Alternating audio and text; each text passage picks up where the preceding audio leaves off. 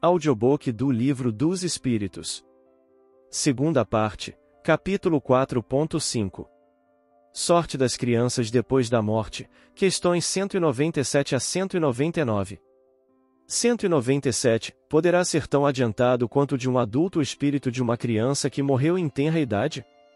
Algumas vezes o é muito mais, porquanto pode dar-se que muito mais já tenha vivido e adquirido maior soma de experiência, sobretudo se progrediu.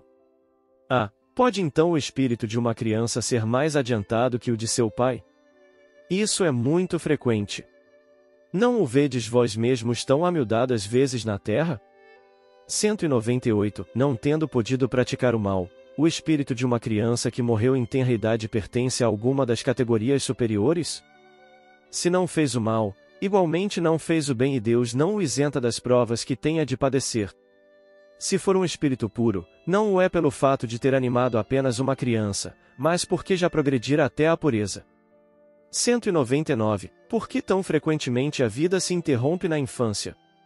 A curta duração da vida da criança pode representar, para o espírito que a animava, o complemento de existência precedentemente interrompida antes do momento em que devera terminar, e sua morte, também não raro, constitui provação ou expiação para os pais.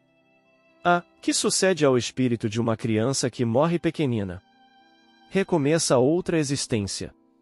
Se uma única existência tivesse o homem e se, extinguindo-se-lhe ela, sua sorte ficasse decidida para a eternidade, qual seria o mérito de metade do gênero humano, da que morre na infância, para gozar, sem esforços, da felicidade eterna e com que direito se acharia isenta das condições, às vezes tão duras, a que se vê submetida a outra metade? Semelhante ordem de coisas não corresponderia à justiça de Deus. Com a reencarnação, a igualdade é real para todos. O futuro a todos toca sem exceção e sem favor para quem quer que seja. Os retardatários só de si mesmos se podem queixar. Forçoso é que o homem tenha o merecimento de seus atos, como tem deles a responsabilidade. Aliás, não é racional considerar-se a infância como um estado normal de inocência.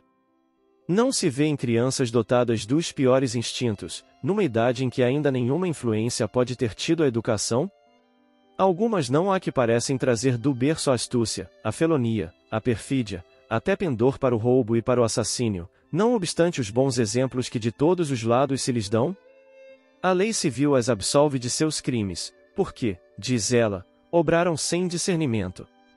Tem razão a lei, porque, de fato, elas obram mais por instinto do que intencionalmente.